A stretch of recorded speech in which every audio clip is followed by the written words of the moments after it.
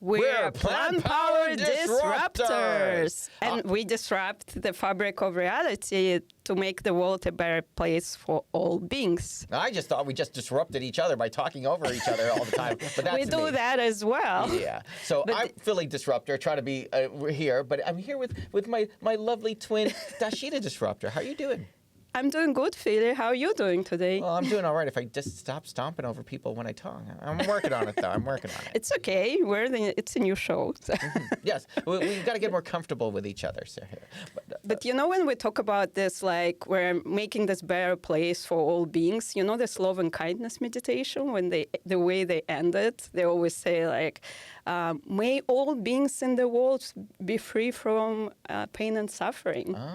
And I'm always wondering, so we have this like meditation session at our workplace because our employer is a good one, obviously. Nice. And I'm always thinking like, all these people who are not vegans and vegetarians, like what about those beings who were like eaten by them for lunch or breakfast or going to be eaten for dinner?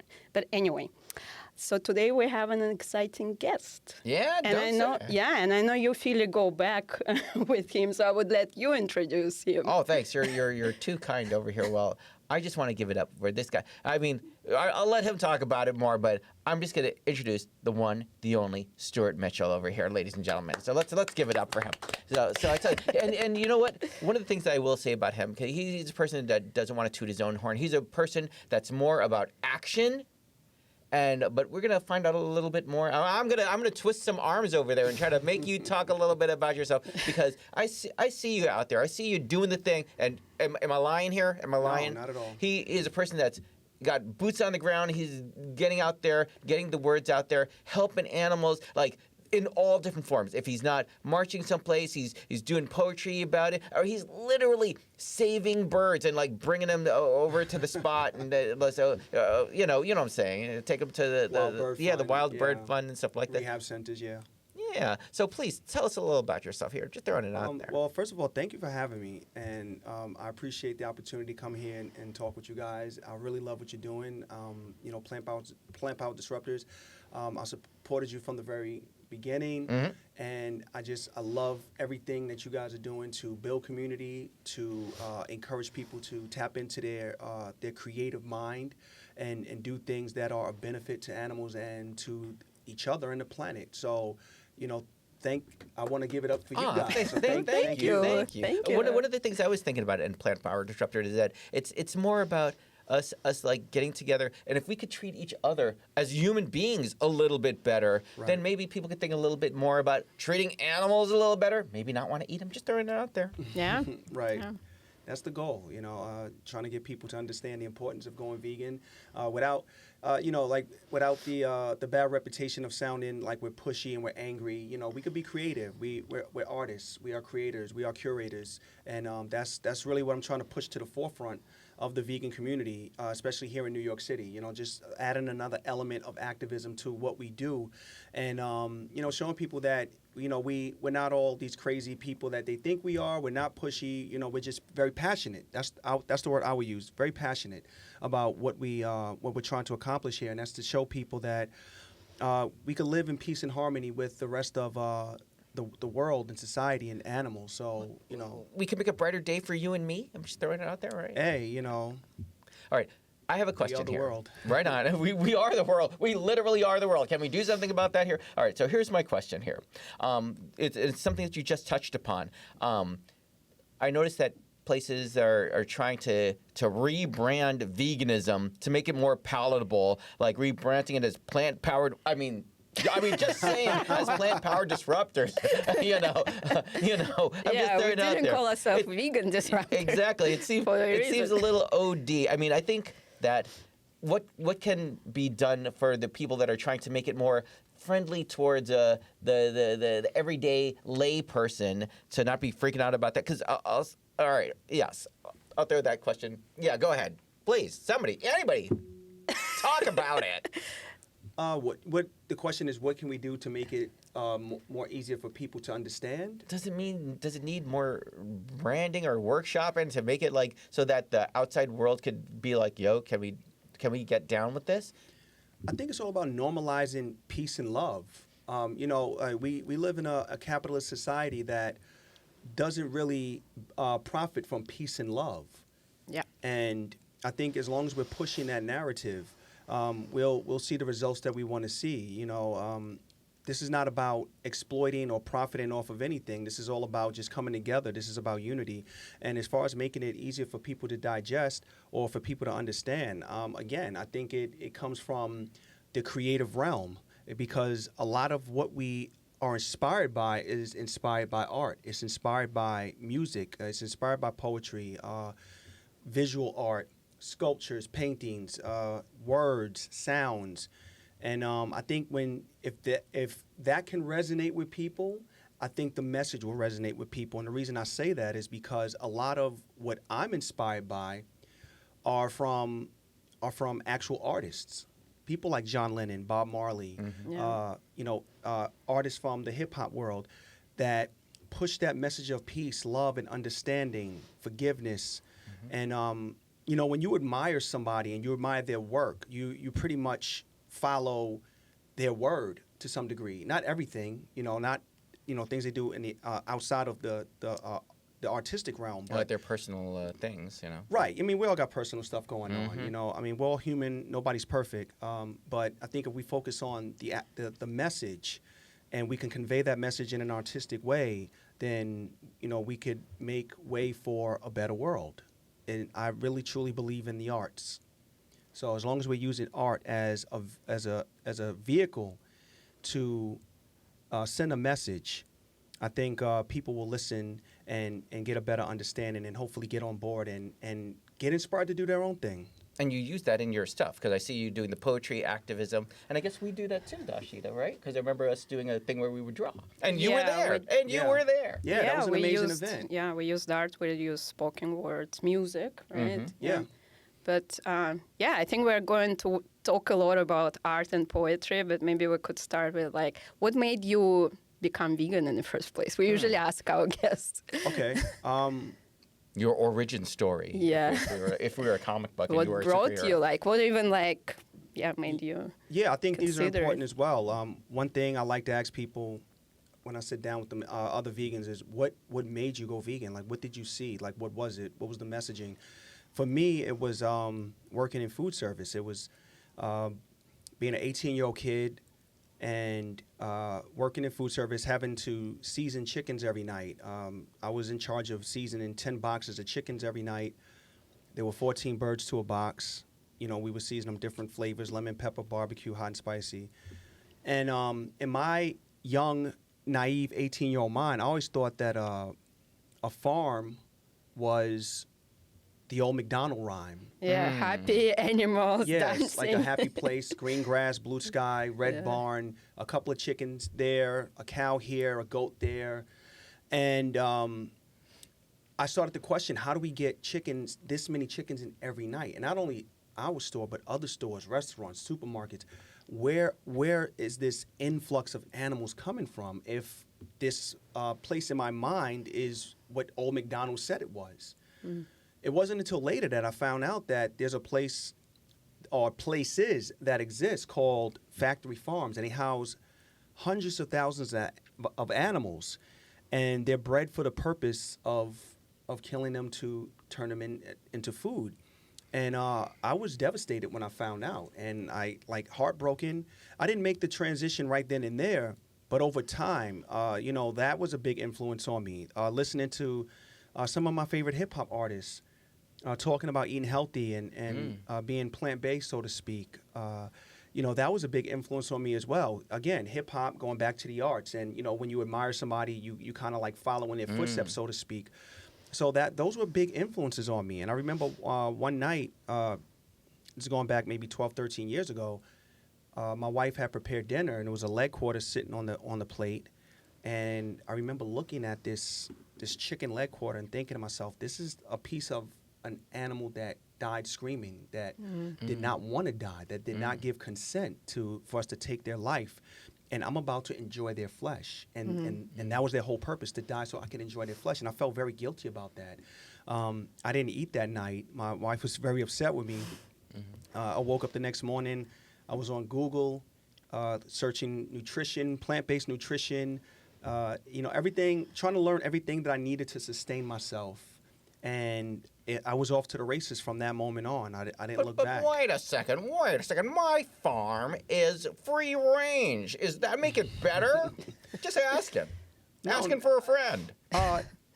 Not at all, because again, if you could speak to these animals in their language, they would not consent to having their life taken. Yeah, You know, humane slaughter. Every living being has one thing in common: they want to live, they want to be happy, they want to be loved, they want to share love. So I think that when we take that from an animal, I mean, I understand, people might hear this and go, well, what about lions? And what about, other predatory animals? Whataboutism seems about right. Right. Yeah. Well, I mean, they do what they do because that's in their blood. That's their nature. We're not predatory animals. And I think we're very... Some of the patriarchy, I'm just throwing it out there. Yeah. I think there are parts of us that are very compassionate. And I think that compassion should extend to beings outside of ourselves. Oh, it's so important, I think, something that you said, because we all have like those good and bad in us. And to your point, there is a predatory part of us in all of us. But if we just appeal to our compassion and the good parts, I think that's basically a good start where everyone can have empathy for everyone around. Notice how they kind of brainwash you, because on the side of the trucks, the pig looks so happy on the side of the truck, or the cow looks so happy on the advertising. That's the brainwashing that they're putting on all of us. On kids, first of all, I think. On kids, you're right.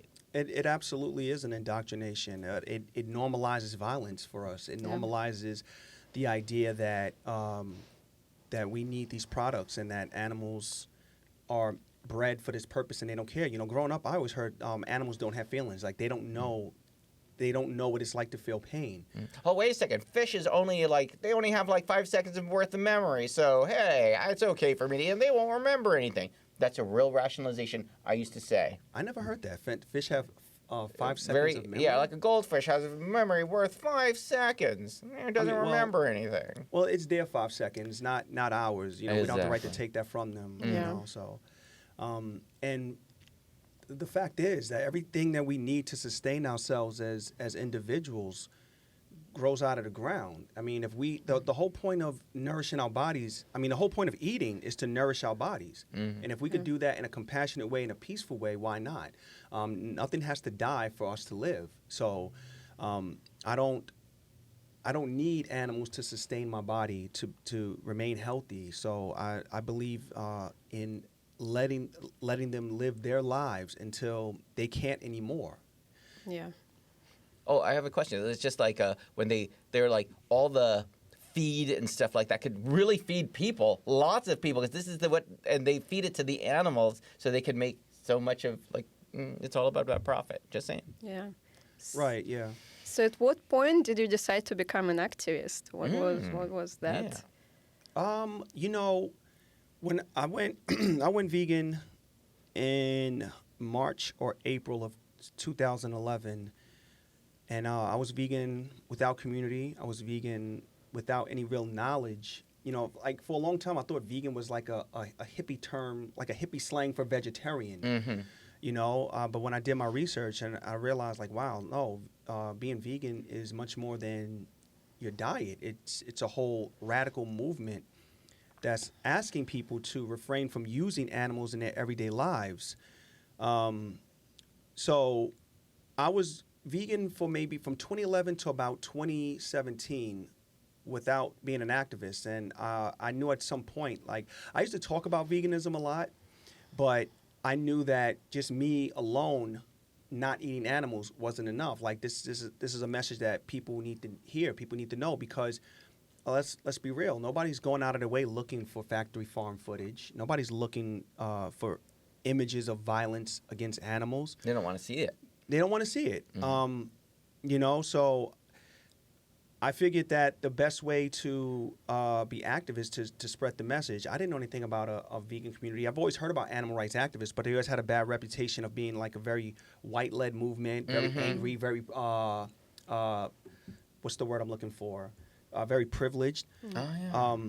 They're always like, hey guys, let's go get arrested for this thing. I'm like, yo, you guys could do that, go and get arrested thing. Hate to say it, I'm a black guy. I don't want to get arrested. I'm trying to stay out of there. I was actually at a protest last week where somebody got arrested. But I saw that. Yeah, I was there. Yeah. Did they go too far? How the arresting going? Yeah, without saying too much, because I'm pretty sure that they, got to deal with that in court and whatnot. So I just wanted to throw that out there. But it wasn't until I got on social media. Like it's crazy because I was really reluctant at first to get on social media. I thought it was dumb, But I found somebody created an Instagram account for me that I didn't use for like years, and I said, you know what, I'm gonna try this out and see what happens. And I remember I posted a picture of a juice that I made, and I immediately started getting likes. And I'm like, wow, okay. But to the point of activism, it wasn't until I got on social media that I realized that there were local communities fighting for animals. Like I remember seeing a video of activists doing a fur protest, and I think it was a fur protest, and I was like, wow, like maybe I should be out there. Like they're out there fighting for animals. I think I should be out there with them. And I reached out to a couple of people that I was following, and found my way into the New York activist world. And it was pretty, from that point on, it was like, okay, whenever I have time, I should be out there. And they changed things. It really changed things. Right. Yeah. And especially as a person of color, because I want people like me. I want everybody, but especially people that look like me to understand why it's important that we fight for these creatures. Can you explain a little further on that? I'm curious. Okay. A lot of times in our community, people of color, black people in particular, our approach to veganism is for health. Because we've been fed this poor diet of what we call now soul food, a food that has been proven to be a detriment to our health. When you look at the leading cause of death in the United States, the top 3, it's always heart disease. It's always people dying of heart attacks and heart conditions, and that directly affects people of color more than anything else. So a lot of people of color are looking to be more healther. Yeah, diabetes, things like that. Diabetes stuff, exactly. High blood pressure, you name it. We're at the top, and I think a lot of us go towards veganism, eating plant-based, because it is healthier, and we want to remove ourselves from this culture of decadence, of eating foods that are more of a harm to us than anything else. So they don't really approach it from an animal rights perspective. Yeah. It's more of like a health perspective. But for me, veganism isn't about your health. It isn't about your food. I mean, it is, but it centers the animals first. And I wanted people to understand that while we're out there fighting for ourselves, while we're out there fighting against police violence, systemic racism, and oppression, we have to acknowledge that there are other forms of oppression as well, and animals are part of that. And we have to be present for them. And I want people to see me and know and understand that this is a fight we're fighting for as well, because we can't just fight for ourselves and know that there are other people out there suffering, or other beings out there suffering. So we have Nobody's free till we're all free. No, yes, I'm really big on that, and that includes the animals. A lot of people say that, but they don't include animals. A lot of movements say that, without calling people out. There's a lot of movements that say that, but when you go to their functions, they're eating animals. Like an environmentalist or climate change, and then they would have this event and they would serve meat. It doesn't really make any sense, right? Exactly. Because there's nothing worse for environment than animal agriculture. No, but the environmentalists don't talk about that. Yeah, they don't want to talk about that. Exactly. But I think you're right, and I think it goes the other way as well. So, like, as you mentioned, a lot of the animal rights movement, there are obviously a lot of white privileged people who care about this cause of animals, but they don't really care a lot of other ways of oppression or social justice issues. So what I really appreciate, so I really appreciate that you are very outspoken on this subject, and you always stand up for these marginalized communities, which are which get actually sometimes attacked by the people within animal rights communities or vegans or even like some celebrities or some well-known figures within. So why do you think it's important that the animal rights community also expands their compassion circle outside just animals to other social justice issues? I mean, aside from being good PR for the community, it would, because like I said in the beginning, the community suffers from that stigma that it's very, white-led or just very privileged, that people could afford to just care about what happens to whales or what happens to rhinoceroses. Am I saying Can't that you right? stop talking about the whole racism thing and just just keep the focus on the animals right now? I'm just saying. No, we unfortunately we can't, and I think a lot of times people in this community kind of work against that because they have so much disdain for human life. And it's like, but you want people to go vegan. So like what message are you really trying to get out there? Like, you want people to go vegan, but you're telling them that you can't afford to really care about what they're going through in their day-to-day life.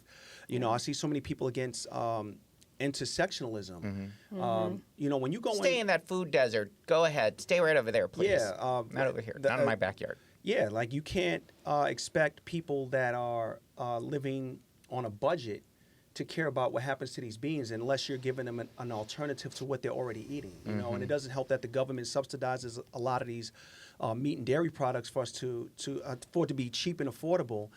I always use this example. You go into if somebody wants lunch, they're on a lunch break, and McDonald's, I don't know what the price is now, but when I was younger, it was like almost $5 or $6 for the value meal. Hey, they got the dollar meal. Okay, they had the dollar meal. They still have that? I don't know. I don't know. I haven't been in a hot minute. But they make it affordable that you get this very heavy, hearty meal for like $5 or $6. But, you go into a supermarket, you want some fresh fruit, you want fresh cut fruit. 16 ounces is about $8. That doesn't fill you up. It's healthier for you, but you don't really get your fill. So, no pun intended. I see what you did there. And it's more expensive, right? It's more expensive. So, if you're giving somebody that's on a budget the option of the value meal or the fresh cut fruit or the salad, they're going to go for what they could get more for their money. Yeah. So, definitely. we have to attack that issue as well. The government, the subsidies, and making food more accessible and more affordable. When you go into, I'm from Brooklyn. Representative. Let me just get that out the way. Go ahead. Born in Brooklyn, I hear you, my bro. I don't shut up about it. I'm from Brooklyn. There's districts in Brooklyn like Brownsville, which hasn't been gentrified yet. That's where I was born. Shout out to Brownsville. Yeah. We're gonna get more into that later because that's the plot for Liberation Summer. But when you go into communities like that, you walk on any block, you find a KFC, a McDonald's, a Burger King, a Chinese restaurant before you find a fresh Whole Foods market. Why is that? You understand? Because it should be the other way cater, around. But being that it's not, people gravitate to what's in front of them. And unfortunately, those things that hurt us are directly in arm's reach. And the things that are good for us, not so much. We have to go outside of our communities. I just go to the bodega and get a packet of, what are those pork rinds? I used to remember eating these back in the day. I grasp for the word now. Yeah. So we have to change that dynamic. If we want people to go vegan, we want people to eat healthy and care about animals, we have to address these systemic issues. We have to address these because there is an intersection between almost all forms of suffering. And when we're talking about eating healthy and getting people to go vegan, we have to talk about these issues as well. Because everybody's not going to get the animal rights part immediately because they're dealing with their own survival. So, of course, these issues are important. But that's what I'm seeing, like, as somebody who moved from less affluent country, let's say, to the U.S., like the whole like animal welfare movement was solely figured around companion animals. And it's pretty understandable, and that's exactly what I'm seeing like when I talk to people from other countries, from the developing world, I would say, as it's called, because when people don't have enough money to survive, you can't really get them to care about these things because you really have to pull them up and to get to the certain level when they comfortable with their lifestyle, and then they can afford actually expand their thinking, expand their compassion. Exactly. I agree 100%. Cool. So shall we move and talk about art now? I think okay. you're- Speaking of art, I got an art question Yeah. here. All right. Now I remember I was taking a train, and I think it was either from Jersey or someplace upstate, and I was taking the train, and I saw somebody had painted on a wall. Like, they had all these different graffiti things on the wall, and you see, and then somebody put "Go Vegan" in green paint. And it just looked like, just put "Go Vegan." It may have well looked like Comic Sans, just writing it real quick and all sloppy and messy. I mean, shout out to the person that did that and started trying to get the word out there. But I would think I would see that on the train and be like, look at these vandals just writing that on the wall. But I'm saying if you had some graffiti skills and threw up a nice piece that would say "Go Vegan" and look dope, that might encourage me a little bit more, especially in the communities. Just saying. It might, but like you said, I see you've got some graffiti skills. I've seen you. a little bit. Yeah. I like to think that I embody everything that New York culture, hip hop culture is, and kind of apply that to my activism. But if I saw "Go Vegan" just spray painted somewhere on the wall, I mean, maybe they just wanted to put that up and get the hell out of Dodge, Yeah. But like you said, kudos to them because they were passionate enough to do it. Yeah. they could have wrote Yeah, anything. there were several. There were several. Like as I went further down, there were several. like they could have tagged "Your mom sucks." Yeah. Or anything. Or some political BS. Right. They went with a really positive message. So I could appreciate that. But to your point, I think when we tap into those that artistic realm and try to be more creative with it, I think it can be more impactful. It's more, especially if it's more eye catching. Yeah, I've seen some dope pieces out there, seriously, and that took some time. And it's on the similar walls, and what's to do a vegan message out there? Just throwing it out there. Listen, there's different forms of activism. Outside of the poetry, I also do stickers. I think that's a good way to get the message out there as well. Just do what you can. Do you, boo? Yeah. I can't imagine somebody has the time of day to sit there and make a great "Go Vegan" piece on the wall. Listen, slap a couple of stickers up everywhere. Oh, I see. Do the Miles Morales style. Just saying. He throws a sticker up there and he keeps it moving. Is that a thing? I don't know. I have to watch Into the Spider-Verse. Check That it is out. good. Okay. And also the sequel. It's one of my favorites. Just saying. Okay, my daughter's into that. I'll ask her about it. So you have actually created a lot of stickers for kids. So would you like to talk about your activism for kids specifically? I know you've published books Hey, some of for those stickers kids. aren't for kids either. Yeah, That fox one, that fur one, I like it. No. It's not child friendly. Yeah, I think that just speaks to. It says F fur. Just saying. Yeah, I think it speaks to my diverse range of trying to tap into people's compassion, but with the stickers for the children, it was actually I wrote these poems and I want to share them with kids. I remember the first time I actually I had this poem written down. I love the animals, and we were doing an event, and I was reading off the paper, and a little girl walked by with a father, and I said, "Dad," I said, "Can I give this to your daughter?" I said, "It's a poem about animals," and he said, "Sure." And the girl took it. They went on their way, and I thought wow, I should print more of these. And I thought, well, wait a minute, no, make it more fun and so people can connect with it. So I came up with the idea to draw this little girl, showing compassion to a pig, a chicken, and a cat. And I just put the QR code on there. Nice. And Keeping it modern. Yeah, and exactly. And I give them out. Like if I'm in a supermarket and I'm shopping, I'll have a handful. If I see kids, I'll ask the parents, "Hey, you mind your child likes animals? Here's a poem I want to share with you. It's friendly." Yeah. Just to kind of give them some insight on how we should view animals and how we should treat animals as opposed to making them our dinner choices or our clothing choices. Wait a second. This sounds very subversive. I have some complaints.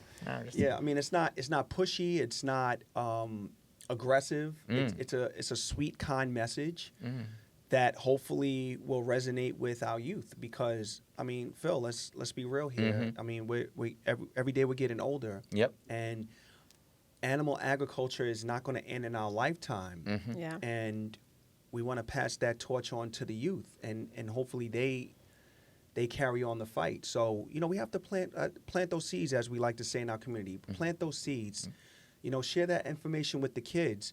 Well, I see you out there with the books with the kids, and say a little something about that. I'm curious. Well, I mean, here's where it comes full circle, because the first book that I ever wrote was called Kayla the Vegan, which was inspired by Genesis Butler. You know, and I'm thankful that I had the opportunity to meet her and tell her that, you know, that you inspired this book. She told a story about being teased in school because she was vegan, and kids, like, you know, throwing bologna slices at her and laughing at her. And, you know, I wrote this whole story about a young girl named Kayla who experienced similar issues with her classmates because they didn't understand what it meant to be vegan. So I wrote this book for children so they could understand what it means to have compassion for animals. And that's really where it came from, you know, just, again, spreading that message to the youngsters and getting that out there. And, you know, then Liberation Summer came shortly after that, which was geared towards older children, like like teenagers. But The YA audience. yeah, but it's an easy read. So, you know, the kids younger than 13, 14 years old, they could understand it. It's not a hard read. It's like I try to make things as simple as possible without being over dramatic, without being totally aggressive, because I like that's another stigma. I really, a lot of times, not all the time, but a lot of times I try to push back against the stigma that we're aggressive, that we're angry. Yeah. No, we're creative. We're passionate. That's the word to use. Passionate. We're not angry. We are angry, but it comes from a good place, a place of passion. So, you know, I try to share that with the children through my poetry and through my my books. And so, you know, I'm saying something for the kids out there. You know, during the summer they make kids read a whole bunch of theirs. So you see how many books people can read. Yeah, it's a good read. It's a nice, you know, you can get it in there on your Not list. only in summer. Yeah, you can get both books in there and put that on your list. Just saying. You know, listen, I'm very thankful and very blessed that I have the opportunity to speak to kids in schools. Yeah. And talk about these books. What are the reactions? So far, everything's been very, very positive. Unless there's been some pushback and they're not telling me, you know, because a lot of times teachers will come up to me and tell me, listen, I can't get my kids to read anything, but they love your book. And that means a lot to me. You know, this is something that, you know, I made tangible to share with people, and to know that it's appreciated means the world to me, you know. So hopefully, you know, I'm not gonna influence everybody to go vegan, but if, you know, one or two kids could relate to that message and decide, you know what, I want to do something about the current state of the world and our relationship between us and animals, then I did my job. You know, I remember back in 2019, I was at NARD. This woman came up to me with tears in her eyes. And NARD stands for what? stands I'm sorry, National Animal Rights Day. Okay. Every year in June is National Animal Rights Day. It's like the first Sunday of the month. So this woman came up to me with tears in her eyes, and she said, "Thank you for writing this book, because my daughter has a hard time." This is Kayla the Vegan I'm talking about. Liberation Summer, I think, just came out.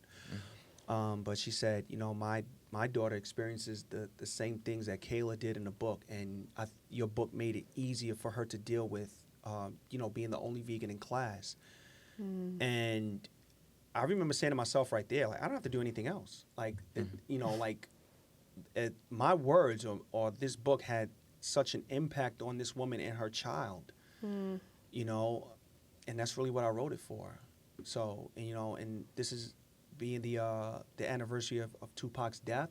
Tupac had a very powerful message where he said, I'm not going to be the one to change the world, but I will spark the brain of the person that will. And that always stuck with me. So, and I always felt like that. I'm not going to be the person that's going to change the world. But hopefully I can leave something behind that will influence someone to pick up where I left off and run with that baton. So that's really what it's all about for me.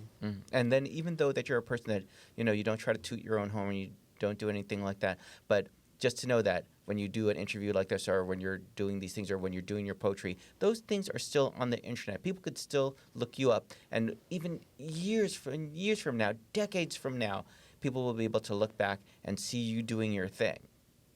And that is like a legacy that is already there. Don't make me weepy now. But seriously, you're doing the thing. Yeah. You are. Yeah. I appreciate that. I don't sit around and think about everything I've done. I just keep going forward. I'm looking at what's next. Because, and not only that, but like I'm a single father. I'm a working person, so I don't have time to sit and reflect. How do you have so much time to do all the things you do? I don't know. Nor do I want to sit and reflect. I just want to keep moving forward. Like, what's the next thing? Like, what's the next sticker? What's the next book? What's the next poem? Whatever, Just keep creating and keep putting that message out there. So, like, I don't want to sit here and put myself over like, I'm some great activist. There's a lot of great people doing amazing work in this community here in New York and abroad. Who am I? But that's exactly the power of community, because it consists of a lot of activists like yourself and like other people. So that's Right. Teamwork great. makes that dream work. Literally.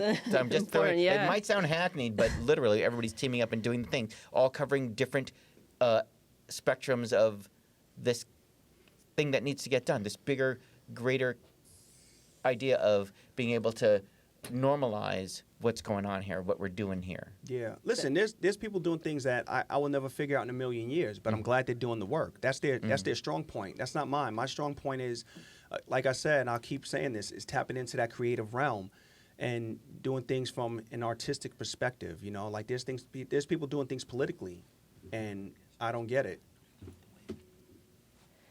Okay, that's great. And I think, like, going back to the kids, I think all of us when we were kids, and I think it's just innate to the nature, to the human nature, we all feel compassion for the animals. So, like, I don't have kids, I have a nephew, but he asked his parents at some point, so why are we eating animals? Because it requires to kill them.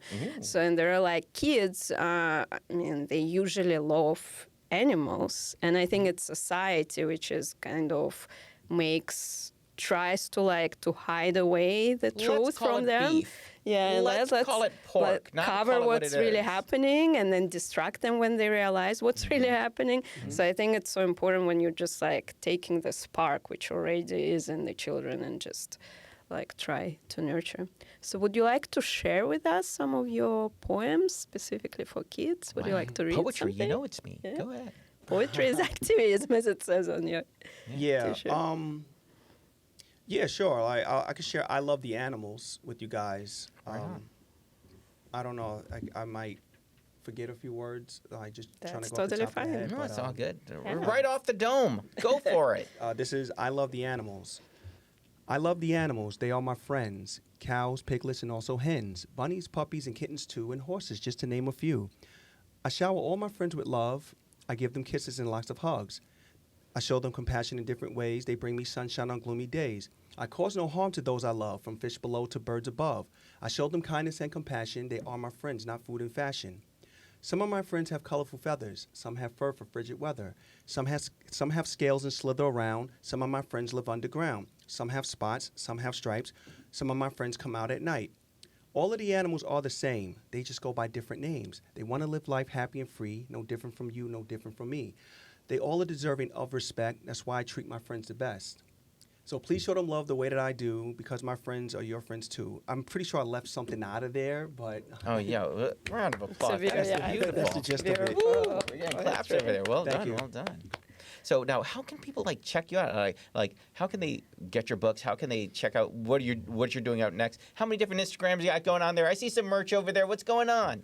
The merch page hasn't been active for a while. That kind of like slowed down. But people could still get stuff. I remember getting a panda shirt from you back in the days. Yeah, I don't print those anymore. So those are like limited edition. If you Right have on. one, it's like- I'm gonna give that. What about I'm gonna books? get it. How do can The people books are buy the available books? on Amazon. Okay, great. They just type. You could type in the title "Liberation Summer," Kayla the Vegan, or my name, Stuart Mitchell, Stewart, and the books should pop up. But yeah, they're available on Amazon. The merch, I have stickers, I have T-shirts. Like I have the Vigilant Vegan, the North Face style T-shirt. I still have that available for my vegans of color. I have the beautiful Black and Vegan T-shirts. Yeah, and if we see you at a thing, we could hit you up and do like, yo, you got any stickers on you? yeah, sure. Or just give your brother a pound and keep it moving.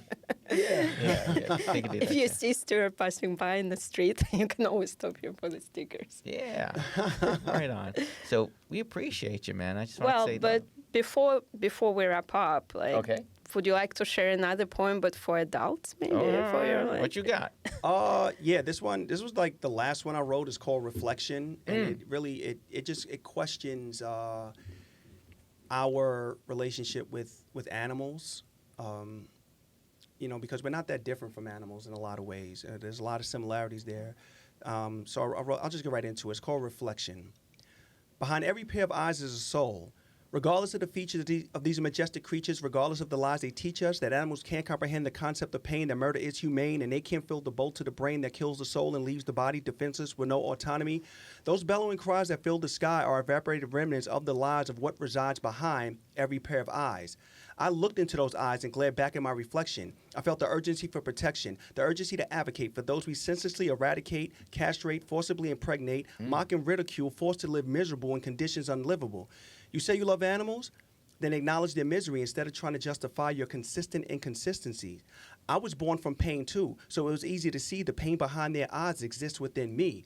Black bodies treated expendable, despised in the eyes of the Lord as resentful, despite all of our cultural contributions as plentiful. My soul bears scars I adorn like decorations. A black rose grows from the soil of degradation, the birth of a nation cultivated by African enslavement, beaten, castrated, forcibly impregnated. These eyes bear the souls of those humiliated. Behind every pair of eyes is a story. Some go untold and robbed of their opportunity to grow old, living only long enough to watch the drama unfold. Love doesn't live in concrete entrapment stationed miles away from the comfort of peace and happiness for calves curated in chaos and trapped in it. Green pastures doesn't wait for those souls born with a definitive death date. For your taste they disintegrate, courtesy of forks, knives, and dinner plates. Have you ever looked into an animal's eyes and felt a sense of familiarity? Or giving yourself time to sit with that moment of clarity? It saddens me. While you happily eat meals casually at the cost of many casualties, take into consideration a life you've taken and a soul forsaken was worth saving.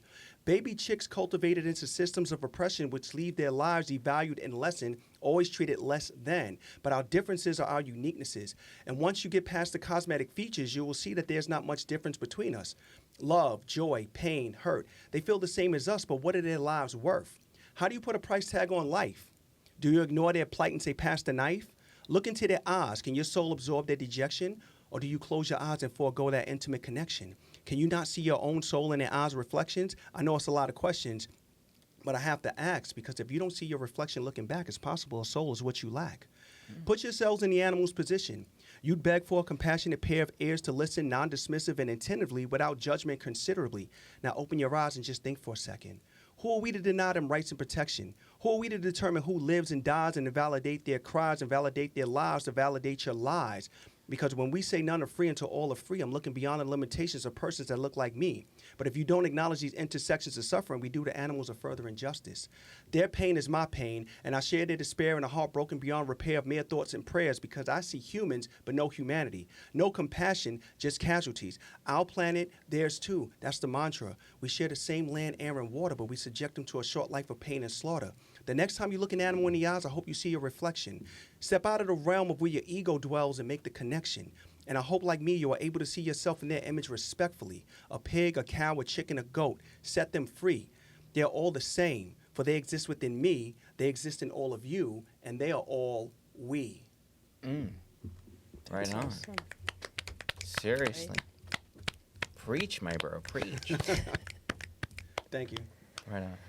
Well, thank you so much for coming. And any last words, any advice you can give to somebody who is probably not vegan, just considering lifestyle, or is vegan but considering becoming an activist? Lead with love. Let love guide you. Like I said in that poem, like when you look into the eyes of an animal, there's a lot of us in there. And you have to find that and acknowledge it. And once you realize that, understand that they want the same things we do. They procreate. They want what's best for their babies. They build homes for their babies. They feed their babies. They have the same feelings and emotions that we have. And, they only want to live. They only want to exist. And, and that's my message for anybody out there that is having a hard time going vegan. Like, lead with love, lead with compassion. We don't have to unnecessarily harm anyone or anything to sustain ourselves. So lead with love.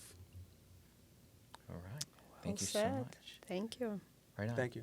Thank you. All right. You've been watching the Plant Power Disruptors. I am Philly Disruptor, and I'm the Shita Disruptor. we have been here with Stuart Mitchell. So please, round of applause. Thanks again for having me, guys. All right. Oh, thank you. Thank you for coming. That Thank was you. awesome. All right. Plant power disruptors interrupt the fabric of reality, challenging the status quo so you can see, speaking up for animals by disrupting. Plant power disruptors, plants and pigs and veganism advocacy. Here we go. Plant power disruptors.